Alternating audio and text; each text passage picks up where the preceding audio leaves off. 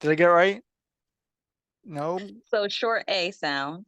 Uh, So all. So it's all. all, Lee. E, C. C, uh, Uh. Alice, Allysia. Alicia. Hmm. Yeah? No? Do you Just have a go. nickname? It's okay. You have a nick? No, it's not. It's my podcast. I don't want to screw it up. Allysia. Alicia. Yes. Alicia. Hmm. Okay, I could do that, but I need to do it quick because I'm gonna forget. Okay, you ready? Yes. All right, let me know when you're ready. I'm ready. Okay. Hey, welcome back, everybody. Of course, this is Dr. Keith McNally, and this is the Question Guy podcast. And we are in season 3, so I'm doing really good. And I'm here with Allysia Richardson. Please tell me I got that right. Yes. Okay, we're going to do a dance, which is fantastic because I don't want to get names wrong. It's really important for me to do that. I don't want to give any teasers out, but she's got a story to tell us that's both heart-wrenching and empowering. And I want everybody to hear it because she is making a movement. Tell us your story. Absolutely. So, my story, it deals with me, my son, and myself, and it starts from pregnancy. So my son was born under a pound. Actually, before he was born, the doctor said that he had a 1% chance at life, and that if he were to make it, that there would be all of these limitations that he would have. And Wait a second. That's a lot in just 30 seconds. So when was this? When was this? this is about 9 years ago, so he's Nine 9. years ago. And pregnant, how many months pregnant were you in? I was when that happened, I was probably like 25 weeks when that happened. So forgive me, that's a big chunk of time. Uh So four times 16, 20. You're at least halfway through. yeah, Oh my God. Wait yeah, a second. And the doctor said what? He's not developing right? correct. Not Wow. growing. Yep. Mhm. Yep. So wow, that really tell me well read it. But oh my God. That's right. I mean that's heartbreak. That's heart-wrenching for a mom and a family for your doctor to Oh say yeah. Like when something's we not went in right. that day, we went in like hoping to get the sex of the baby. Like we were like, "Oh, Right. this is like the date that we were supposed to know if he's a boy or a girl." So there was no And other so signs that something wasn't, you didn't feel anything different or? not necessarily. So the thing about it is, because of my genetic makeup, I am considered having high risk pregnancies anyway. So I'm Okay. always, anytime like I have a baby, I get checked extra. So like, constantly going in. And so they were just measuring, but I don't think they wanted to alarm me, especially like so early on in the pregnancy. So it wasn't until that time frame when they realized like, okay, baby is really not growing, Okay. at this point. So, but you had some decisions. Well, you and your husband, I guess, had some decisions to make. Yes, so that same day, um, they after they told us that, they sent us into the waiting room and it's like, make your decision. Are you going to continue with the pregnancy or not? And we have to know today. Oh my God. So Wait. yeah. Your whole life just turned upside down in literally a couple of minutes. Hmm. Wow. So it was definitely like heartbreaking. Like it was a lot to take in. But what actually happened before like us actually going in to see the doctor and everything, God had actually whispered in my ear, that I knew who you were before you were in your mother's womb. And so that's like my comforting scripture. So when I heard that, it was like, okay, something's about to happen. Don't know what it is yet. Wow. So, and Okay. then all of that happened. So, of course, we were like, yeah, I mean, we really don't need to think that, we're going to keep our baby or go through with the pregnancy. Like, it's a no brainer for us. Oh, But it what was was just it? a Was it lot. really? Yeah. Yeah, it's like, Oh, yeah, it's a no okay. brainer. Okay. I mean, no, that's cool. I mean, but with that decision, there are other factors that you would need to consider. Yeah. Yeah, so they ran down the risk, obviously. Like they ran down the risk. Like, oh, if this happened, the biggest risk obviously is death to, like, mom could die, baby could die, both could die. Yeah. And so that's the biggest risk. But the what they were so concerned about was that, him being born, if he were to be born, the hospital didn't have needles that would be small enough to actually keep him alive. Wow. So that was their biggest concern, because he was just so small. But he's alive. Mhm. So Pretty that tell don't hold back. Tell us that story because he's alive and he's 9 years alive. Yeah. So well, I don't tell the story. Because it natural childbirth or was he taken out or He was a C-section. So, okay. okay, well, here's the story around his birth. I from that day, from the day that we went to the hospital, we've got all that information. I was put on bed rest. They asked me if I wanted to be on bed rest at the hospital or if I wanted to be on bed rest at home. I have another son. I have an older son. I'm like, obviously, I want to be at home so I can Right, be with my baby. right. So, but some I think a few weeks went by, and I started noticing that I was swelling, and like, I don't know, I just started feeling weird. So I went into the hospital, and my ankles were swollen. So I went into the hospital, and then they checked my blood pressure. My blood pressure had just like was like super high. So, which is a part of preeclampsia. So preeclampsia, kind of makes your blood pressure go high. So from that point, they didn't want me to go home because now I am like literally the baby could come any minute. And so ended up uh, so now at this point, by the way, I actually lost some of my memory because I had a whole episode after the baby was born. So for like a week, I did not know I was in the hospital for a week. So Okay. until like later on after baby was born. So according to other people, so I was in the hospital. I remember this point. I was put on bed rest in the hospital. I couldn't eat, I couldn't drink, I couldn't have anything because they were trying to maintain my blood pressure. Okay. So one night they finally said I can eat, and so my crazy self, it's like I want a Whopper with cheese. I don't think that's on the menu. No. So my friend comes up, she brings me the Whopper, I eat the Whopper, and my blood pressure shoots up like Yeah. 200, like stroke levels, like Yeah. 200 over 100 and something. And so that night they They were kicked like, they okay. kicked your friend out and said you can't come Yeah. back here. No, she had been gone. Like she like sat with me for a little bit and she left. Like the perpetrator left. Like, Oh my. but yeah, no, so the doctor came in, and she saw my blood pressure was like so high, and so she ended up like calling a nurse, and they unhooked me from everything. It was like, baby's coming out now. Like, Wow. no family was there, and I was like, okay, wait, we can't do anything until dad gets here. My mom, they were already like on warning about what was happening. So my mom, my sister, and my cousins had already came up from North Carolina to kind of sit with me, because of course, again, the risk of the pregnancy was so high. So of course, like, they wanted to be there in case anything happened. Right. um so so he was so fast forward, ended up him being born. So he was born, you could see right through him. Like, he was born under a pound. Hmm. I want to say it was like 450 grams or something like that. It was tiny. Whatever Yeah. the, Yeah. yeah, it's like whatever's like right below a gram, is what, or not a gram, but a pound, Right. is what he was. And so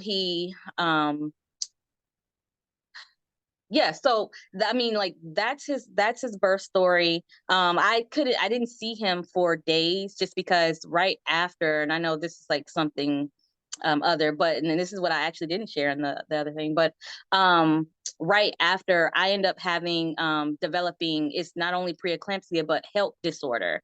And so what happened was my blood stopped forming correctly, and it wasn't holding the nutrients anymore. And so I literally started like passing out, and I needed like two blood transfusions. My body swelled up, like it, I was like you couldn't recognize me. It was crazy. And so that's the point where I actually lost like my memory and all of that. And I didn't know how long I was actually in the hospital. So that's the birth story. Crazy. That is amazing. But that's horrible all at the same time because Yeah. it's something that you and your whole family had to deal with. But the decisions that led up to that, and then the decisions that you made after things became normal for you once again, Mhm. was to raise your son, raise both of them. I mean, Exactly. that was intentional on your part. Can you talk about what thoughts were going through your head, after things become normal again in your home? Yeah. Well, I'll say, well, I don't think things really became normal just because I, I didn't know how to raise a baby that had so many like we were in the hospital so much. Like after he was born, we spent weeks in hospitals and just back and forth, different specialists and it was just so much. And so and then the intentionality, so just kind of like my mindset of dealing with all that, that's where I kind of like really started going into like depression, started going into just like living a lot my life on autopilot because I didn't understand everything, but also I also didn't have the support that I needed to understand what was going on. Like I heard the doctor the gibber and jabber, but then also I'm like, okay, I still don't know what to do because I have this little fragile baby right here. So Yeah. I don't know. I was just so lost. And then just losing myself because it's not like I could escape. It wasn't like I could, run somewhere and be okay because number one, because he was so small, like people didn't even want to hold him. Like when I say small, he was Yeah, he's very, very tiny. small. Yeah, yeah. Um, Yeah, I've seen that. so it was I didn't really have help in that way where I could literally just go and But he was escape. in the And hospital though, right? he was only in the hospital for 3 months, and then Okay. once he got home, it was still not so. And then I was also like going up to the hospital like to see him and stuff like that. So yeah, you don't have a break, and then mentally you just don't have a break. Your Right, baby's right. in the hospital. So let's ease the burden for our audience to understand from the time he came home, the time the two of you are home together, what Mhm. was your strategy to really take care of this young child? There Right. had to be a strategy. Even if you were just kind of depressed and struggling, he thrived because you thrived somehow. Somehow, like in those beginning stages, that's why that the beginning stages are so hard to explain because I don't know, I was just there. And that's where a lot of the not miscommunication, but like when the doctors and therapists would tell me certain things in my head, I knew it was like, I don't know, that doesn't sound right, but I would do it because I didn't know any better. But uh it wasn't until he turned maybe 3 that I really got intentional about making sure that we were developing him. Okay. Yeah, so other than that, it was just like just make sure he stayed alive. Like Yeah, yeah. there was so much happening. His immune system was compromised. It was just a lot. So just making sure he stayed alive for the first couple of years of his life. And which is good, but then Mhm. so then talk about. You said by the time when he's turning 3 and beyond, Mhm. you made some intentional decisions, Yes. So at not the just to age of keep him 3, alive, but to that's when he got his diagnosis of autism at the age okay, of 3. okay, And so that kind of gave me a look in, or it gave me something to like build the foundation on.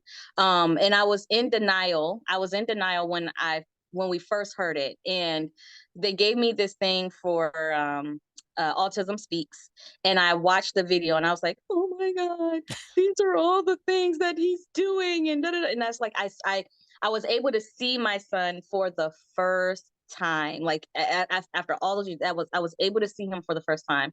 So I had some type of understanding at that point. okay. And so when I got to that point, it was like, okay, cool. I'll so what I want to work on is uh, oh, actually, let me go back.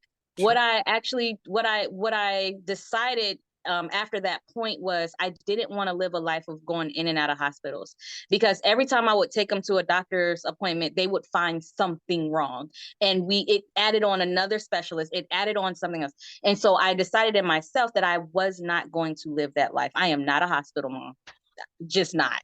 Okay. So I said, what can I do, and to keep him from having to go in and out of the hospital? And so that's where I started. And so the intentionality actually started from me understanding what I wanted out of life. And then based on that, I created the vision and the plan to get him where he needs to be. Then I started understanding neuroplasticity, meaning that you can form you can actually think your brain healthy. Obviously my son can't do like he my son can't do that himself, so as the parent I have to step in and kind of just show him, or be the person to say, no, you can do it, you can do it, you can do it, and really push him to like his abilities and just things past that. And the other part of that was the scripture that all things are possible through God. So with understanding neuroplasticity, and then also having that scripture that all things are possible, I believed in that. And so from there, that's where I started really building him. So he wasn't walking, he wasn't talking, he wasn't, for the first 5 years of his life, he was not eating. And so I just took that concept and that belief and just started creating different plans around I prioritize, like, okay, I know I want him to walk, I know I want him to feed himself, so I just prioritize what I wanted to work on, and that's how I started intentionally helping him to grow. Cool. And so with that, what were the milestones? When did he start to learn to walk? When did he start to learn to feed himself? See, When? yeah, now you're asking me questions the doctors asked me, and I told them I don't know, go check Well, his don't worry record. about it. No, I So, got a few of them. what? So at the age I of mean, because they're not going to be the normal. They're going to be your normal though, because your normal is exactly. the new normal. Yeah, and that's So okay. he started walking at 2. We actually have video of that. He started eating at 5, the age of 5. So he was on a liquid diet until 5. And that story is like, oh my God, because the doctors, they just put him on a liquid diet. It was messing up his stomach. And so I was like, no, something has to change. So one day I was like, I'm just going to put a sandwich on the table. I'm taking away the liquid diet. And he cried and cried and cried. And then after like an hour or so, he stopped crying. I go in the kitchen. There's no sandwich on the table. I like look under the table. I look in the trash. I look under the chair. Nothing was there. He ate it. So like before I did, I was like, I wonder if nature will take over. And so it did. And it was risky. And Mhm. anyone who's listening, I do not suggest, unless you're ready to take on the risk. But a lot of the things that I did were very risky. Because he's never eaten he didn't never eat sandwich before. He never ate before, so He would eat some things, so like cookies, crackers, like, he was soft food. Okay. eating some things, but he was not eating meals. Like Okay. if yeah, we took away the liquid diet, he would die. Like he was just dependent on that as his meal. But we of course he would eat, like, little snacks and things like Okay. that. But as far as a meal, no, he was not doing that. So I took that away, and then and this was against doctor's orders, by the way, so that's why I'm like, it was against doctor's orders. I did it anyway, and I was like, no, this is taking too long. 5 years, seriously? No. And so I did it. That's it. And that's pretty much with all of his development. That's what it was. It was like the doctors would say one thing, something in me was like, nah, I'm gonna do my own thing. I would do my own thing, and then we would come back and ta-da, And he's and doing it. evaluate it in the very least because you have to be really careful. I Hmm. mean, I know, even though a doctor prescribes a methodology to do something, they're not holding a gun to your head. But at the same time, if there were any severe repercussions to your son, then you would probably feel guilty and you don't want to go through that. But at the same time, Right. there's a lot to balance. And so there is a lot to balance. But as a mom, instinctively, you have some kind of connection with him that says, there's got to be better, there's got to be more, there's got to be something different, and I need to go find it. And so Mm-hmm. I think that was where the power was, besides your spiritual support. And you mentioned neuroplasticity, Mm-hmm. that you could, through words, Thinking, re not just through words. It's your thinking. So okay, ultimately, so it's but it's your thinking. yeah, it's my I know, right? So well, here's another thing, right? So of like no, he's not doing this. But your children can only do what you show them to do. Yeah, what you It model. doesn't Yeah. matter if they have a learning disability. It doesn't matter. They don't know, as a child coming up, they don't know their limitations. They don't even know that they have diagnoses. They don't know any of these things. So if you put something in front of them and you work at them and you create stages and you create the steps for them to actually do it, Mhm. your child can overcome anything. And I mean anything. And so that was my thinking. So if I in my mind, if I knew as the parent that I could change or shift the neurons just by introducing him. So let me see if I can say this in a better way. My belief is your belief as a parent matters, because if you believe that your child will only work within the limitations, then that's what they will do. But if you believe that your child can overcome or do more than that, then that's what they will do. But ultimately it's your belief, and then when you believe something, you'll have a vision, and so you work toward that vision, and as long as you can think it, then you can do it. So I mean, for me, that was just my thinking. It was just the thing that helped. And I think and I'm gonna call her out, Joe T. Sorta. I think I connected you with her on LinkedIn because you talk the same language, I think. And if I Who say haven't, that again? Joe Sarda, she's over in the UK. She talks the same language as you're talking right now. When you put limitations in front of it, I will connect you if I haven't already. When you I remember when you someone speak, from the UK. I don't think that was her name, but it was. well, I've connected you with quite a few people, but another one who strictly honestly believe, and she's a neuro-linguistic programming processing coach who teaches those same things, that if you put limitations in front of you, your brain will believe that it's limited. But if you put the words and the thoughts that say I'm not limited, whatever those are, you will accomplish what you set out to accomplish. Yeah. Yeah. And It, because your brain will restructure itself. And I'm not a coach in that manner. In no way an expert in that manner, but I know enough to say that when you speak it and you believe it and you trust it, your brain's going to reprogram itself to accomplish it. And I think that's exactly. exactly what you just said. It is, and that's exactly what I said. And so even to your point with that, I'm a parent. I don't have, like, I went to college, but I did not finish college. Like I if I struggled in school. I have a disability myself. Like I have a learning disability myself. So all of the things that I am showing my child and believing, like, this, you don't have to have a degree or anything to do this. Like, if you're a parent and this is something you want to work on and you're struggling with, like, you can do it. Just it's all about removing your limitations and building up your belief system. I can't say anything better. Yeah, that's that's so perfectly true. So where are you now? So he's what? He's 9 years old? 9 years old, so second grade or third grade, not second grade, third grade. So his second grade end of year testing, which he did with me. Wait, is he And going to school? We didn't. Yeah, right. So I started him off. He asked to go to school, Okay. the beginning of second grade. So because of when he showed up, he had an IEP. Because of what they read in the IEP, they didn't even give him a chance. They didn't Who's even they? What? School? the school the Really? school didn't even give him a chance. Oh, And we're we'll just keep gonna that put school him. nameless.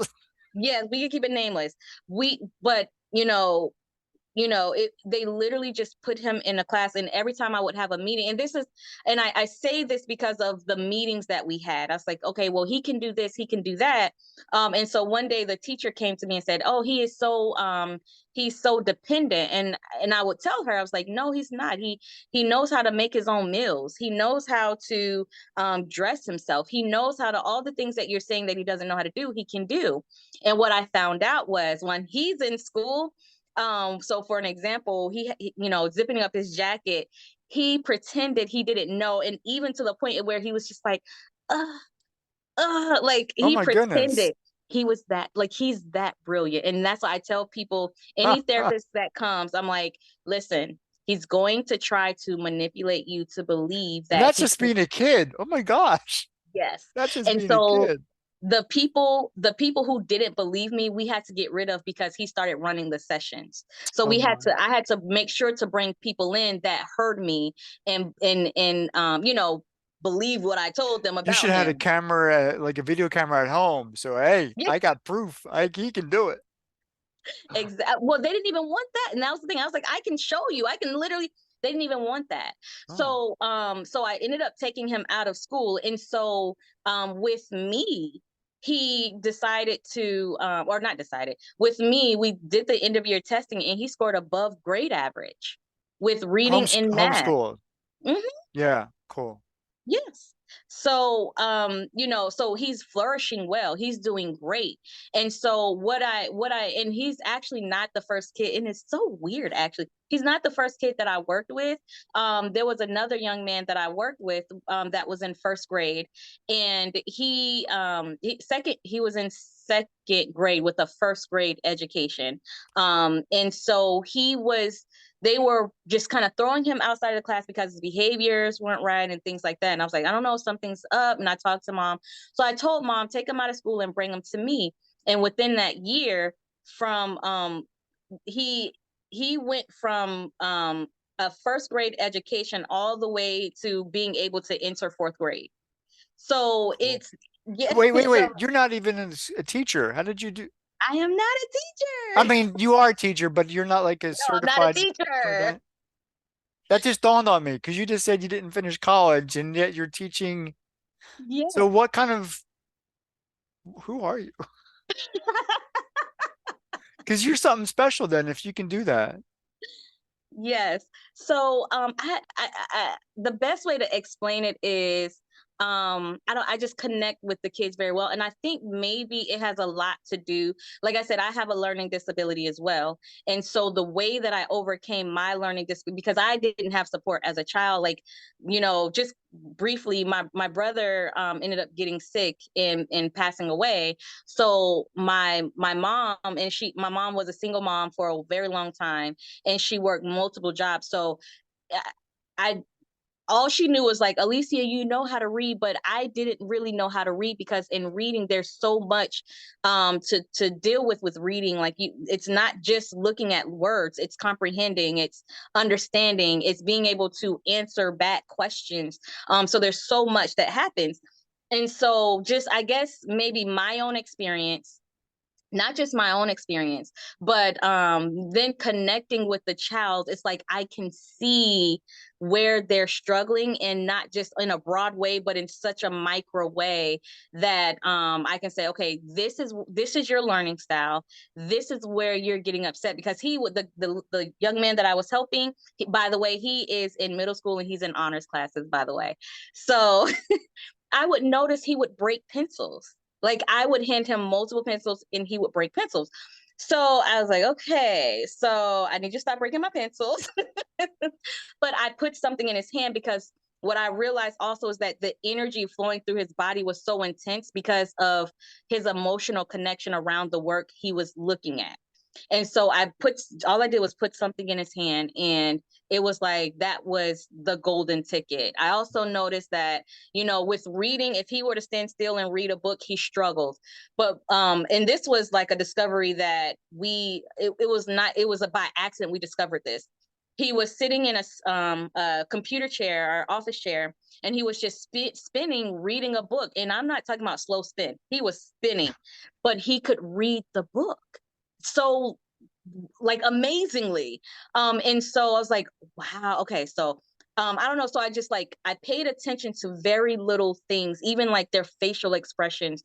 And so that's how I'm able like to help. It's a innate thing inside of me to pay attention to certain things in that child, to know where to guide them. And then I teach them about themselves, so then they don't depend on me, but they start flourishing on their own. So that's I don't that mean yep.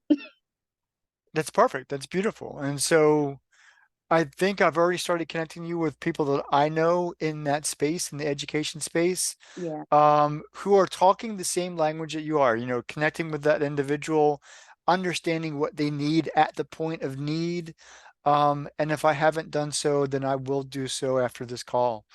Um, where are you now? So so you have a gift, not just with your son, but with other people's children. Are you Mhm. developing a program? Have you developed a program? And if so, I don't want to get into any proprietary information because that's all on you. Mhm. But are there things flourishing, manifesting from all of this trial and all of this work that you've done? Absolutely. So Yeah. my program is called Wake Up Your Child's Brain. It's under the umbrella of Destined Leaders Prep Academy. And one of the biggest things is I believe that all kids are leaders. And so I love working with kids that people just kind of throw away, because those are like the gifted kids, and I love it.